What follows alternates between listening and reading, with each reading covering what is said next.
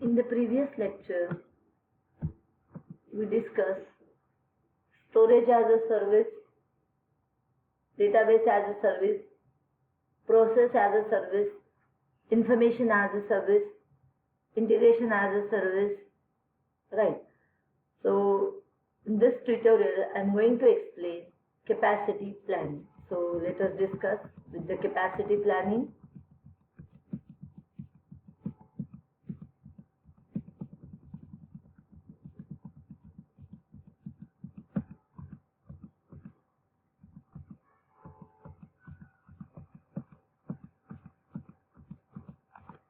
So let us discuss what is the capacity planning. Capacity planning is to meet the future demands on a system by providing additional capacity to fulfill those demands. Many people equate capacity planning with system optimization, or we can say performance tuning if you like, but they are not the same.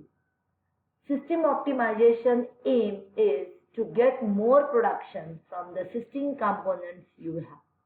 And capacity planning measures the maximum amount of work that can be done using the current technology and then add resources to do work as needed. If the system optimization occur during capacity planning, that is all to the good. But capacity planning effort focuses on meeting demand. If that means the capacity planner must access the inefficiencies in any system to be it. So this is generally regarding the capacity planning. What are the goal of capacity planner? First goal is measure the maximum amount of tasks that it can perform. And CP, that is for cloud technology, offer the system with more enhanced capabilities, including some challenges over physical systems. And the goal of capacity planner is to identify significant and vital resources that have resource ceiling and add more resources to move the restricted access to the higher levels of demand. Network capacity is one of the hardest factors to resolve, and the performance of network that is affected by I/O of the network at the server and network traffic from cloud to the internet service provider. Right, so this is nothing but like how to identify these kinds of things in that plan. Also, we can highlight the capacity planner trying to find out the solution for meeting the future demand on a system by providing additional capacity to fulfill those demands. And capacity planning and system optimization, these are two both different concepts. And you mustn't mix it them as a one, and we can highlight here performance and capacity are two different attributes of a system. Capacity cloud measure and concern how much workload a system can hold, whereas performance that will deal with the rate at which tasks get performed. So these are nothing but the goals of capacity planner. So I hope you understood the goal of capacity planner and what is the capacity plan. So here I am just going to discuss some steps. First is determine the characteristics of present system. Second is measure the workload for different resources in the system like CPU, RAM, disk, network and so on. Third step is load the system until it is overloaded. Determine where it breaks and specify what is required to maintain, we can say, the acceptable performance, and knowing when the system fails under the load. So what kind of factor is responsible for the failure? So that is the critical step we can find in the capacity plan. Right. Another step is predict the future based on the historical trend and other factors, and deploy or tear down resources to meet your prediction. Right. So iterate that step 1 through the 5 repeatedly up to that particular when it performs the capacity plan. Okay. So this is just nothing but the capacity plan and the steps of capacity plan, right? So these are the points we can highlight here.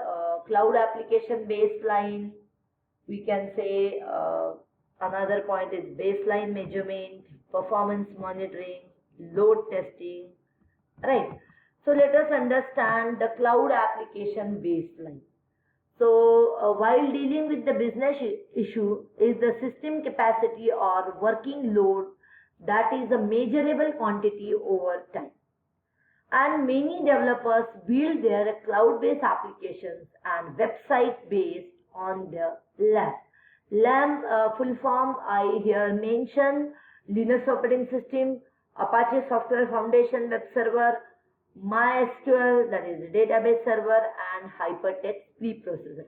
So this is just cloud application baseline whenever you are while dealing with the business issue. So how that capacity or workload is the measurable quantity we can find here.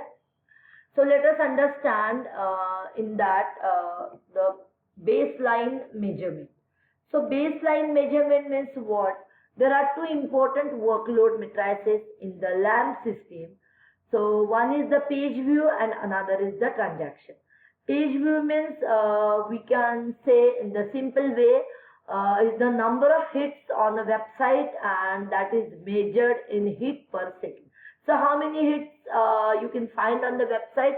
So based on that, that is going to measure that particular hit per second. So let us understand the transaction. Transaction is measured by the transaction per second, and whatever be the number of queries we find in the database server that completes per second. So this is just the baseline measurement.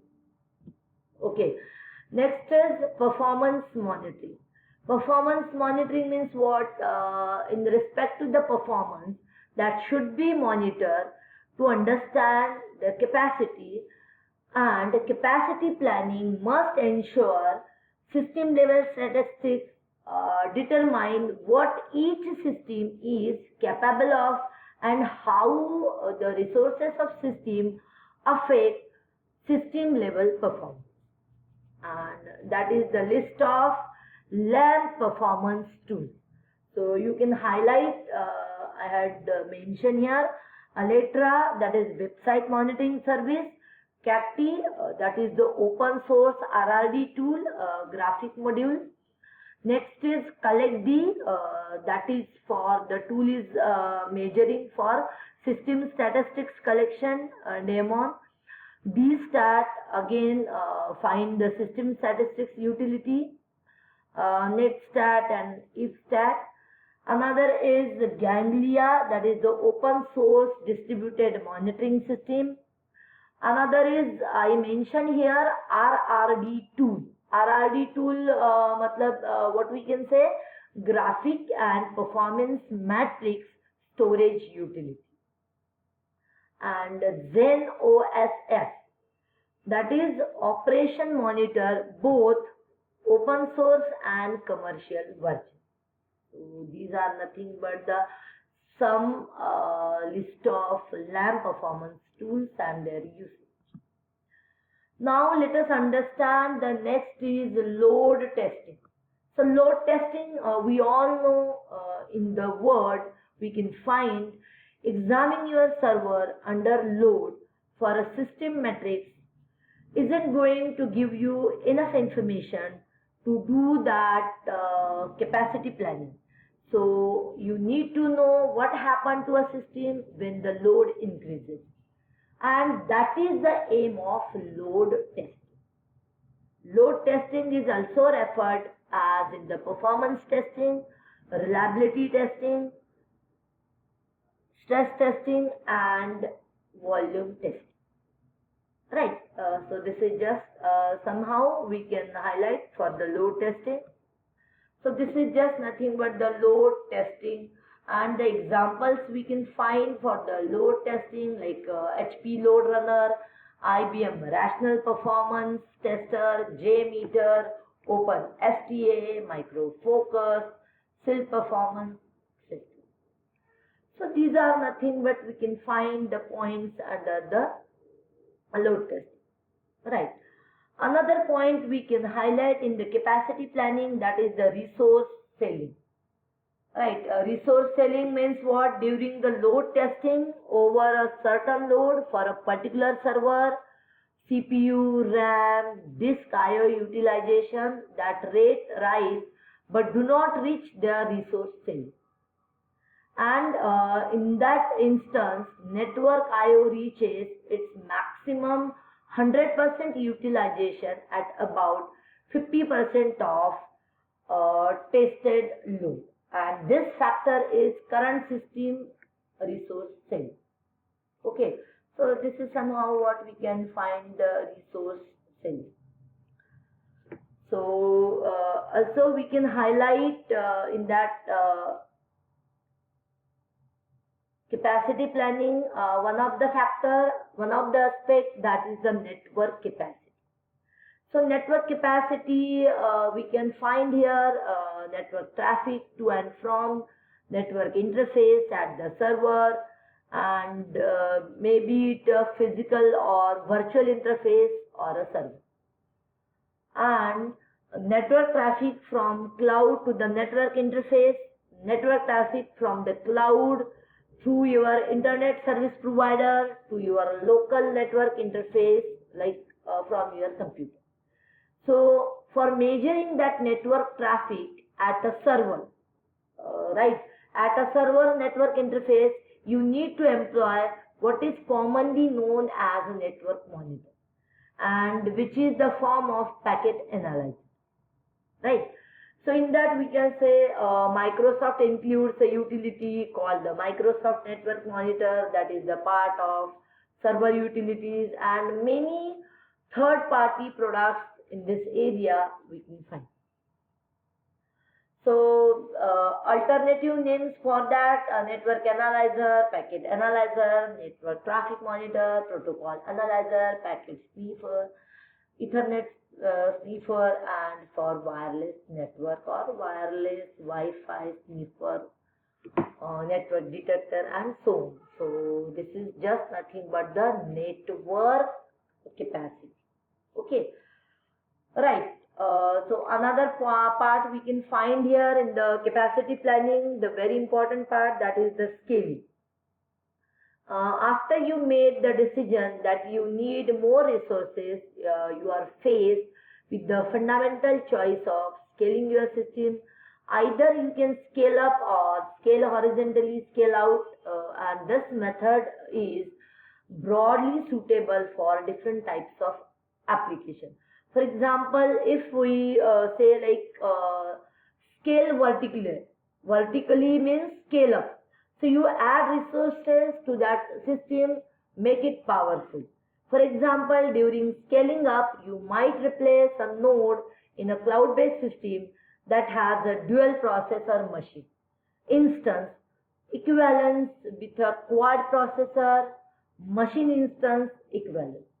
You also can scale up when you add more memory, more network throughput, other resources to a single node. Right, so this is just nothing but the scale. Scaling out indefinitely eventually lead you to that particular single powerful supercomputer. And vertical scaling, that will allows you to use virtual system to run more virtual machines. Means we can say operating system instance. Run more daemons on the same machine instance, or take the advantage of RAM memory and faster compute time. So just this is nothing but the vertical scaling. And horizontal scaling is scale out, add capacity to the system, adding more individual nodes. right? So this is nothing but